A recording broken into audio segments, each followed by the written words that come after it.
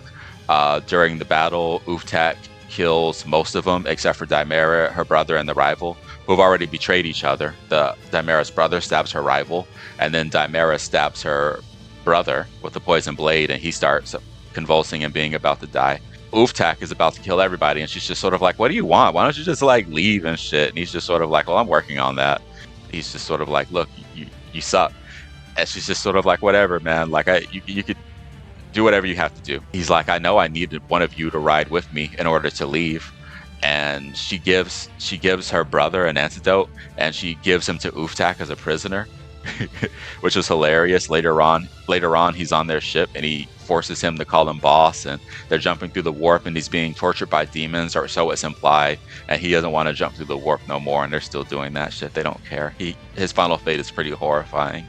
I didn't know that the Drukhari couldn't jump through the warp with no Geller field on. That makes sense.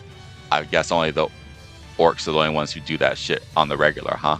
Besides maybe the CSM. The Buffin basically manages to steal Dimera's ship in the meantime. The boys break into the arena to rescue WAAAAAAAAAGH, and it is actually Nizwick and Snaggy are the ones that help them save them, because they're the ones who realize that the teleporter can be reverse. You can use it for like location finding, because it's got the hammers.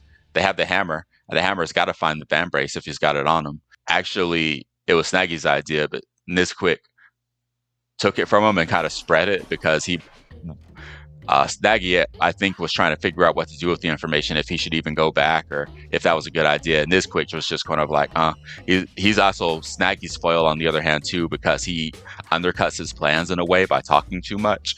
And sometimes it almost seems to me like Nizwick isn't as dumb as we let on. It's like he knows that Snaggy is up to stuff, and he's undercutting him on purpose. That's what it seems like to me. I mean, he may just be dumb and lucky, but I'm pretty sure he used him. In the end of the book, they leave, and WAAAAAAAAAGH challenges the biggest Big Mech to a fight, which I ultra wasn't expecting, even though they had been hinting at it from WAAAAAAAGH's own dialogue. And they like get into a fight, and WAAAAAAAAGH kills him and becomes leader of the Tech-WAAAAAAAAAGH. And it's just sort of like, hey, we're not a Tech-WAAAAAAAAAH no more. We a WAAAAAAAAAH. I mean, not a WAAAAAAAH. Well, you know what I mean. Fuck all this running around the galaxy stealing technology and hoarding it. Let's get out there. Let's be orcs, and let's do what we do best.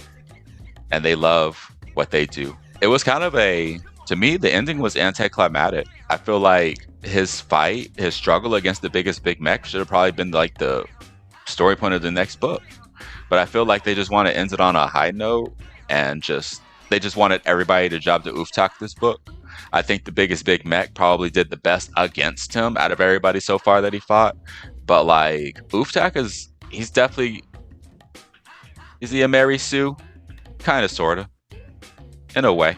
But I still enjoyed the book a whole lot, because you just get to see his mind state progress as he gets bigger and gets smarter, gets more brutal and gets more cunning. Even though the ending was disappointing, I still really enjoyed it. I'm going to give the book a 8.5. I'm taking points off from some of the side characters being there just for entertainment purposes and gags, and not necessarily being characters. But I'll also take some points off for the ending and thing. But besides that, I think that the book was really solid and excellent. I think it's better than Brutal Cunning, and I thought Brutal Cunning was great, except for some of the boring parts and the pacing. So like, this book was way better paced than that, And I think that the ending was worse than Brutal Cunning. Brutal Cunning's ending was a little bit better. I'm not going to say that it was super climactic either, but I give this book an 8.5 and say everybody and your mom should probably go read it if you're an Orcs fan or a Xenos fan. If you made it this far, thanks for watching my video. I am the Ave Dominus Noob, and I'm saying, wow.